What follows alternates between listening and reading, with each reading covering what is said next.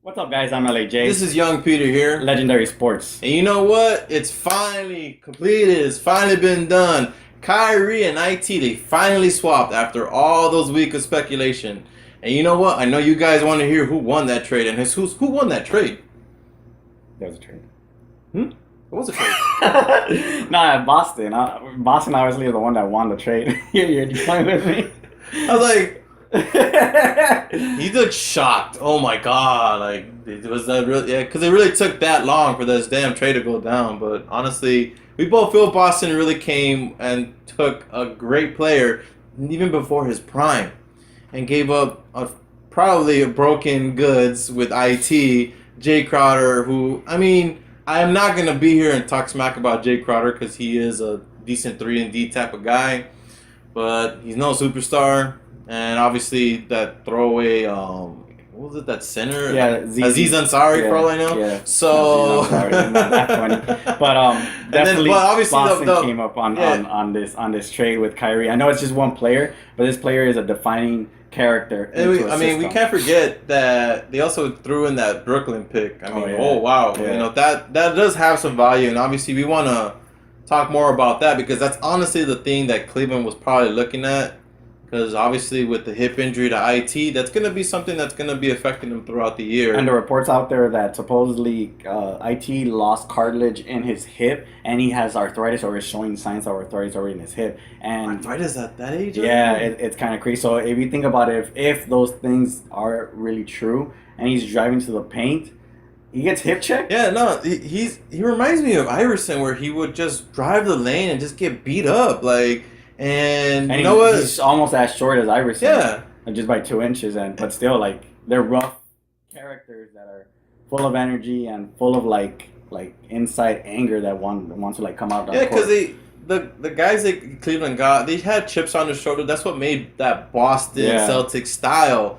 But now it changed. Now you got Kyrie Irving and Gordon Hayward and Al Horford, their new big three. This is not what Gordon Hayward signed up for. No. Gordon Hayward came into this thinking, hell yeah, I'm coming in with IT. We're coming in with Jay Crowder. He thought he was coming to a team that's gonna some damage. We're gonna take the East. We're gonna be up there with the best, and we're gonna compete against Golden State in the finals. And now Gordon Hayward's left with snaps, me and Kyrie. And Gordon Hayward basically came into a long-term project, which I didn't even think that he thought he was gonna. Yeah, no, absolutely not. I mean, he's going from a kind of established Utah team, but they have a defensive minded. They weren't just established. They were already a rising team that already made the playoffs after so many years of not making it. I believe it was 4 or 5. I'm not entirely sure.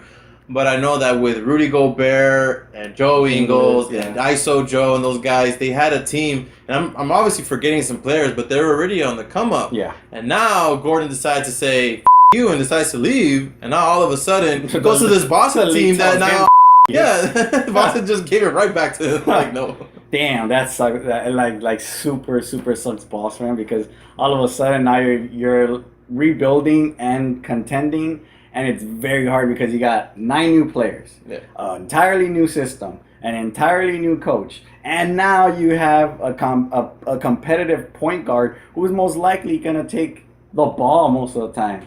So you're coming into this team thinking, yeah, it came up, but in reality, you're kind of set back. Yeah, it's a long-term type of deal with this, and you know what? At the end of the day, we say Boston won, but for the long-term deal. Long-term. But you got Washington, Milwaukee, these teams in the East that are going to catch them. And did they do enough? You know, that's the thing we're going to have to find out. But we do know one thing. Cleveland, they're on the way down. Mm-hmm. Projected starting 5 for the Boston Celtics, we're in agreement except for one starting player. For the most part, we agree with Al Horford, Marcus Morris, Kyrie Irving, and Gordon Hayward, obviously. The ones that we're in disagreement with, I feel like Jason Tatum or Jaylen Brown can take that starting forward spot. You know, because we don't know if Gordon's gonna go up to playing small forward. He's more of a combo guard type of player, but I feel like Tatum or Brown will take that spot. Most likely Tatum, since they want to build up this kid. Because I've heard so much about him, so we're like, and his performance in the summer league. But I don't know. I feel like You mentioned Jaylen Brown after I had mentioned Marcus Smart because I thought Marcus Smart was going to be a more improved player and a better player. But Jaylen Brown actually showed up last year, and he was showing signs of that player that can be a solidified athlete to an organization and help him. Because I feel improve. Smart is just more suited for off the bench role, Yeah. more of a defensive stopper than an offensive threat. I mean, that's why they went and got Gordon in the first place, because they didn't really have that offense to try and meet up with the Warriors or even the Cavs. And don't get me wrong, their defense is legit, but they lost a lot of players, and now you have to bring that whole system now with these new guys. Yeah, And that's going to take some time. 9 new players, new system.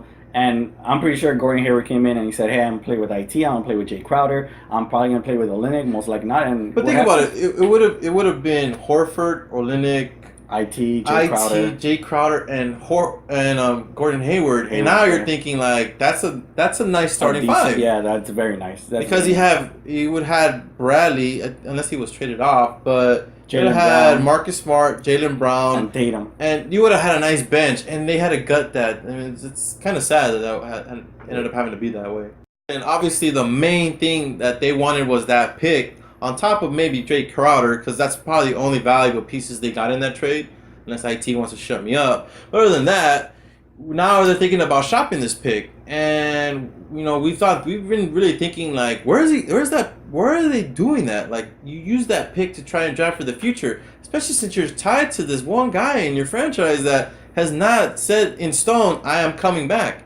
It's always these media reports and just even him out on the street. You can't get him to say like, "Hey, I'm gonna stay." He's not, because we've seen it before. This guy leaves. Yeah, I mean, he's left 2 franchises. The fan base were brokenhearted once already. They're gonna get brokenhearted again, and even worse. I mean, IT, good as he may be, he's already showing. I mean, again, cartilage missing from his hip, arthritis, possibility. And you're going to depend on him to stay. He's going to ask for a max contract next year as well. That's the other thing that's going to happen with IT. And I think, obviously, the best part about this was Jay Crowder.